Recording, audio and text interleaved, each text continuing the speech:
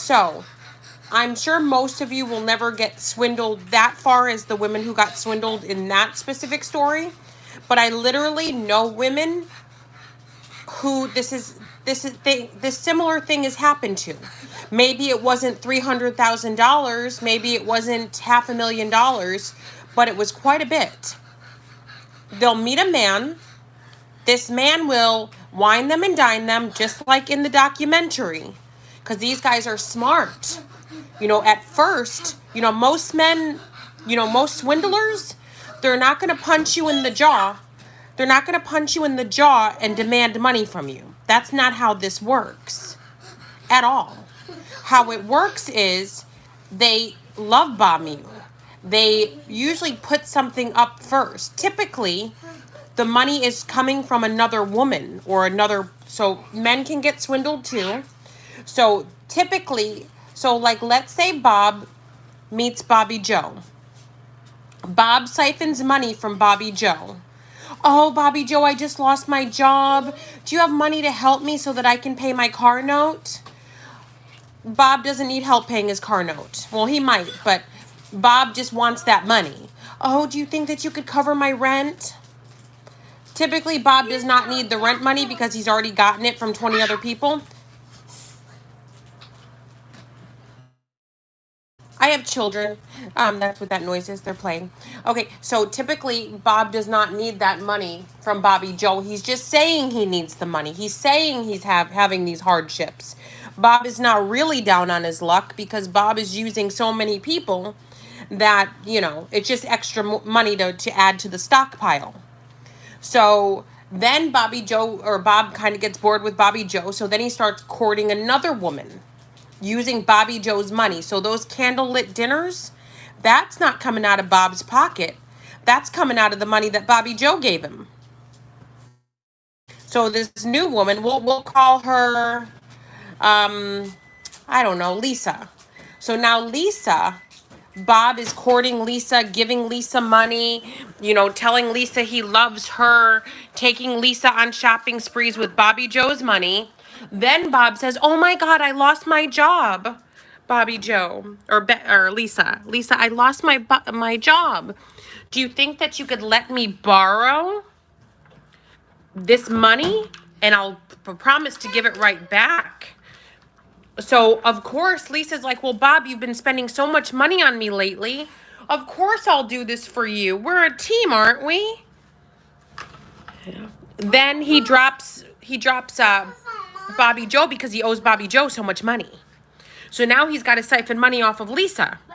Then it's a circle. It's a pattern. That's what these people do. It's not just to one woman. It's to everybody. So if you guys come across someone who's asking you for money or who's trying to swindle you, you're not the only one in the rotation. Like, this is literally how narcissists operate. It's a rotation. It's the harem garage. You guys are in a rotation. Bob, depends on how much he stole from Bobby Joe. How much he scammed from Bobby Joe is how much depends on if he's going to go back to Bobby Joe. So if Bobby Joe's like, don't worry about the money, I love you. Oh, Bob will come back to Bobby Joe to steal more money from her since Bobby Joe's cool with it. But be careful out there. This happens all day, every day.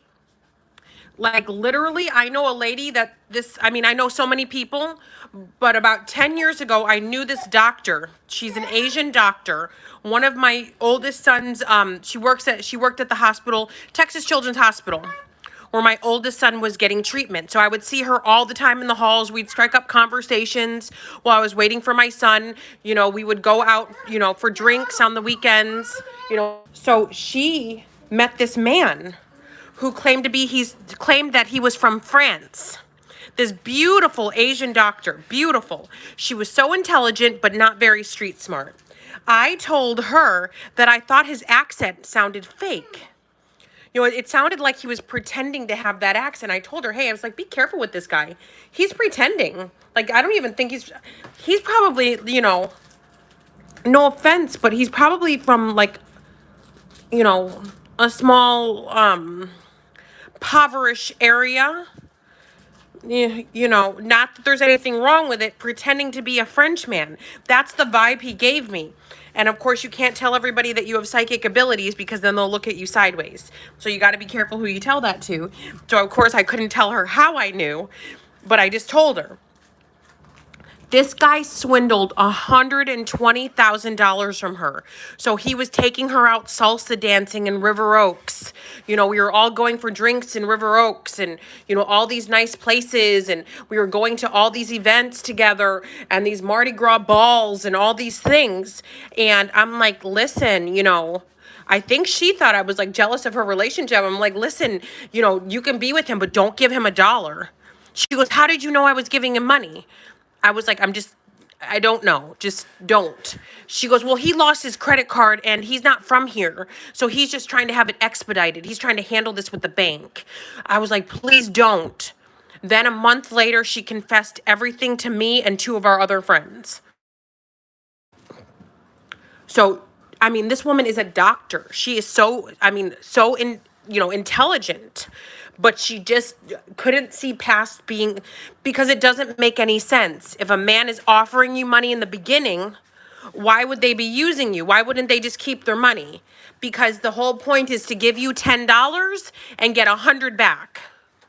You know, it's whatever they put in, they're going to they're going to bank on their investment. So if they put whatever amount of money in, they're going to get 10 times back. That's why they feel like it's worth it. That's why. So I even did a $5 one question, one answer for this girl. I think it was like 3 weeks ago. I could tell she was very, very angry with me. She was like, I was like, he just wants to use you for money. Be careful. She goes, but he offered me $5,000 already. I'm like, be careful. He wants to use you for money. So just because somebody's willing to put up some money the first day doesn't mean that they don't want to get money back on their investment. All right. So anyway, JamieZebra23.com. Love you long time. Ta-ta for now. Please be careful out there.